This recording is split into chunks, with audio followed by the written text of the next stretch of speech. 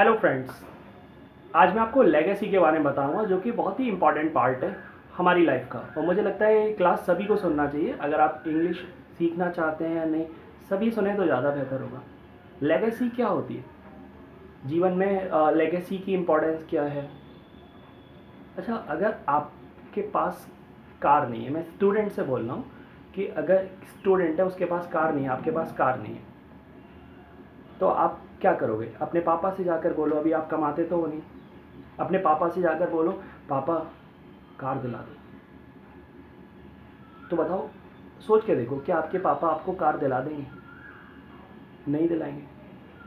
अब सोचो क्यों नहीं दिलाएंगे। एक काम कर सकते हैं आप, अपने कमरे में जाइए, कमरे को लॉक करो, एक रस्सी लेकर पंखे से अपने गले पे लगाकर अच्छी तरह से खड़े हो जाओ, मतलब गिरना नहीं है, अच्छी सी टेबल लेकर, और ज़ोर से चिल्लाओ पापा अगर आपने मुझे कार नहीं दिलाई तो मैं यहाँ से जंप कर जाऊँगा। पापा कार दिला दो आज मुझे। अब इसके बाद क्या होगा? घर में लेडीज़ आएंगी, अगर अम्मा जी आएंगी, अरे बेटा तो ये मेरी कसम, बेटा ऐसा मत करना, बेटा ये मत कर देना। इस तरह का सीन क्रिएट हो जाएगा, और पड़ोसी भी आ जाएंगे, पब्लिक आएगी, पूछेगी भाई क्या हो गया। पापा बोलेंगे अरे हमारा लड़का है, वो कार मांग रहा है, बोल रहा है कार नहीं दिलाओगे तो जंप कर दूंगा।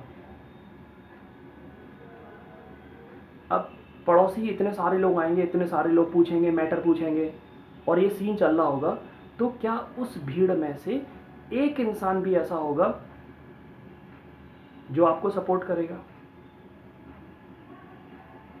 कोई एक बंदा आपको सपोर्ट करेगा? कोई एक बंदा ये बोलेगा कि यार कोई बात नहीं, दिला दो?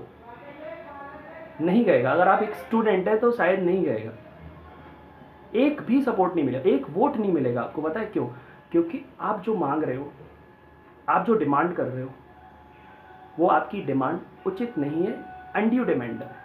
दो तरह की डिमांड्स होती है, ड्यू डिमांड, अनड्यू डिमांड। उचित मांग, अनुचित मांग। अगर ड्यू डिमांड है तो आपको लोगों का भी सपोर्ट मिलेगा, लोग भी सपोर्ट करेंगे, पब्लिक सपोर्ट करेगी। अगर अनड्यू डिमांड है, आपकी नाजायज़ मांग है, अगर आपकी अनुचित मांग है, तो आपको एक भी वोट नहीं मिलेगा, एक सपोर्ट नहीं मिलेगा।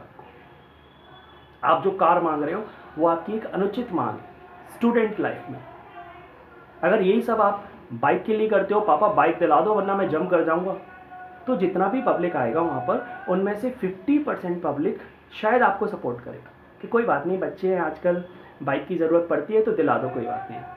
तो 50% सपोर्ट आपको क्यों मिला? क्योंकि 50% लोगों को लग रहा है कि आपकी जो मांग है वो उचित है। Due demand, undue demand. अब प्रॉब्लम कहाँ पे आती है? दो तरह के हैंड होते हैं, दो तरह के हाथ होते हैं। एक होता है गिविंग हैंड, एक होता है रिसीविंग हैंड। अभी आपको पता है कि आप लाइफ में किस किस हैंड पर हैं। जैसे पापा होते हैं वो गिविंग हैंड पर होते हैं, बच्चे जो होते हैं वो रिसीविंग हैंड पर होते हैं। किसी देश में जो गवर्नमेंट होती है वो गिविंग हैंड पर होती है और पब्लिक रिसीविंग हैंड पर होती है। मतलब पब्लिक रिसीव मांगती है, तो अभी बच्चे जो होते हैं वो रिसीविंग हैंड पर होते हैं। तो उनको हमेशा, जो रिसीविंग हैंड पर इंसान होता है उसको हमेशा लगा रहता है गिविंग हैंड वाले से कि कुछ मिले, कुछ हमें सुविधाएं मिले, कुछ हमें दे, गिविंग हैंड वाले दे हमें। जैसे बच्चों को पापा से लगा रहता है, पापा ये दिला दो, पापा वो दिला दो। अब प्रॉब्लम कहाँ आती है कि पापा सोचते हैं कि ये अनड्यू डिमांड है बच्चे की, और बच्चा सोचता है no, it is due demand. मेरे सारे फ्रेंड्स के पास बाइक है, मेरे पास बाइक नहीं, तो उसको तो लग रहा है इट इज़ ड्यू डिमांड। लेकिन पापा को लग रहा है कि नहीं, हम जब थे तुम्हारी एज में, तुम्हारी उम्र में, तो हमारे पास साइकिल भी नहीं थी, हमारे पास पुरानी साइकिल थी, हम साइकिल से जाया कर। तो उनको लग रहा है कि इट इज़ अनड्यू डिमांड। अब होगा क्लैश, अब होती है लड़ाई। अब बच्चा क्या करता है? अपने पापा पर प्रेशर डालता है, प्रेशर माउंट करेगा। अब वो प्रेशर डालेगा पापा पर। अब प्रेशर डालने का तरीका क्या होता है? घर में मुंह फुलाते हैं। मैं कुछ वोकेबलरी बताता हूँ आपको। मुंह फुलाना होता है सल्क, कुछ लोग मुंह लटका के बैठ जाते हैं, लॉन्ग फेस, जैसे मुंह लटका के बैठा हुआ है, ही हैज़ लॉन्ग फेस। पूछते हैं किसी इंसान से, और भैया कैसे मुंह लटका के बैठे हो, वाई सो लॉन्ग फेस। कुछ लोगों की मांग नहीं मानी जाती तो वो लोग खट पार्टी लेकर बैठे जाते हैं, एक जगह बैठ जाएंगे। जब फूफा जी बैठे जाते हैं शादी में, कहते हैं ये फूफा जी जो है इनकी बात नहीं मानी गई, तो वो क्या करते हैं, वो प्रेशर डालते हैं, रूठ कर बैठे जाएंगे। मैं भी करता हूँ कभी कभी, I put my foot down. बच्चे जो होते हैं सीढ़ियों पर बैठे जाते हैं, ना नहाते हैं ना खाते हैं, ये होता है खटपाटी लेके। मतलब किसी भी तरह से हम इमोशनल हैरेसमेंट करते हैं, इमोशनल अत्याचार करते हैं अपने माँ बाप पर। भाई आप खाना नहीं खाओगे, you go on hunger strike, भूख हड़ताल करते हैं। तो अगर हम भूख हड़ताल करेंगे, कुछ लोग देखा होगा उनकी मांग नहीं मानी जाती तो वो लोग मुंह ऐसे चढ़ा लेंगे, भयंकर मुंह लेकर घूमते हैं, फ्राउन फेस, यानी ही हैज़ फ्राउनी फेस। मतलब गांव में बोलते हैं भौं चढ़ाकर घूम रहा है, उसकी मांग को ठुकरा दिया गया इसलिए।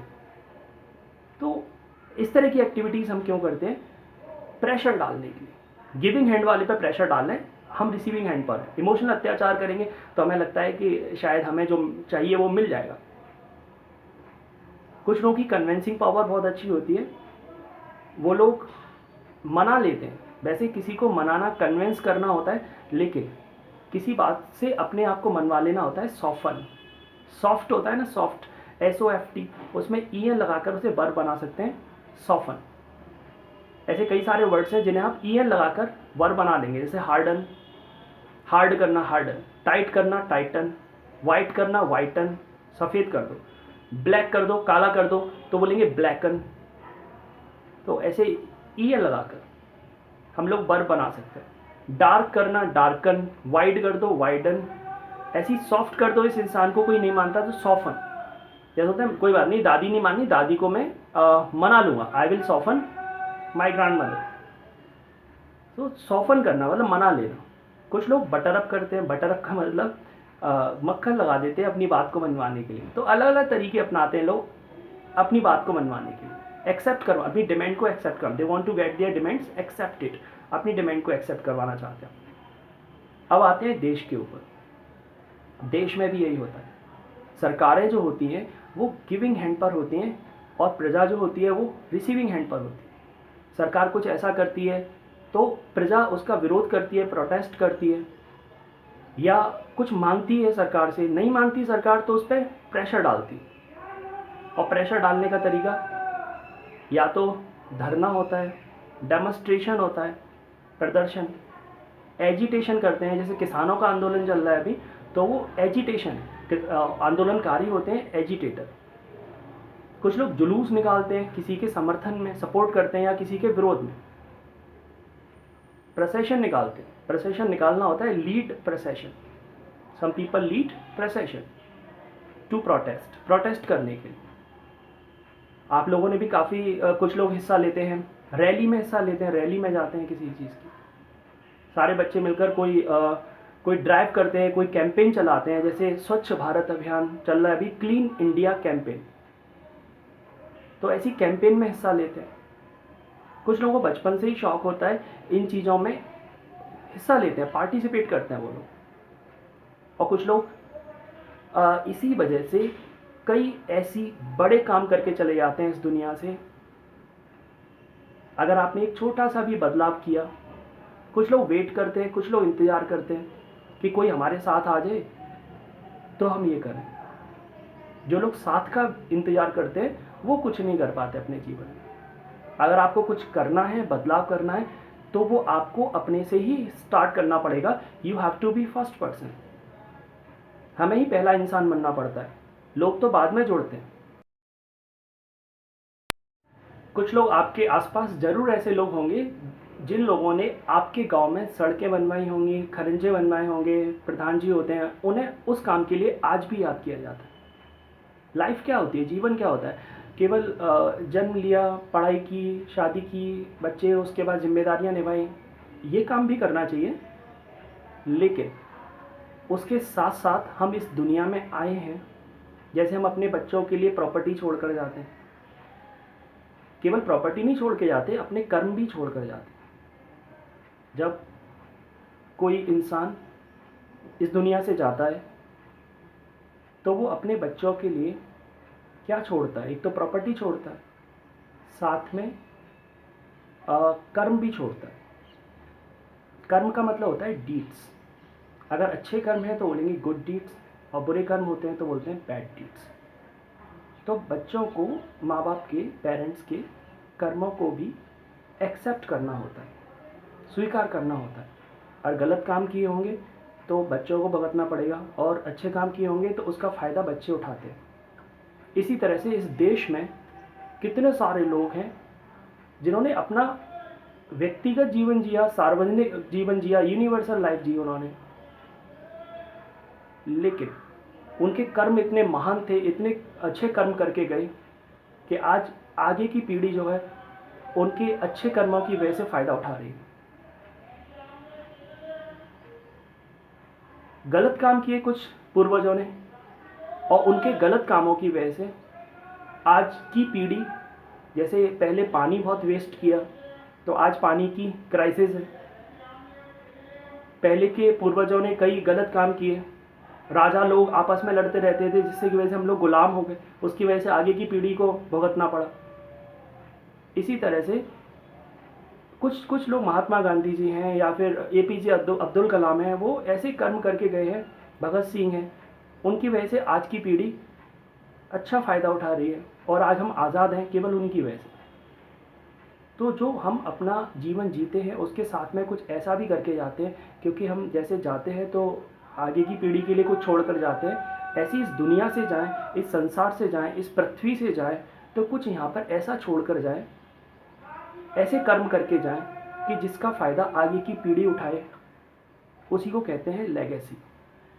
और जो बड़ी लेगेसी करके जाते हैं, बड़ी विरासत छोड़ के जाते हैं, उन्हीं को इतिहास में, हिस्ट्री में कहते हैं लेजेंड। तो जितने भी लोग अच्छे काम किए हैं, बड़े काम करके गए जिससे आगे की पीढ़ी, तो हम सभी का फ़र्ज होता है, इस दुनिया में, संसार में आए, पृथ्वी पर आए तो कोई ना कोई लेगेसी जरूर छोड़ कर जाएंगे यहाँ पर, जिससे आगे की पीढ़ी फ़ायदा उठाए। Thank you so much.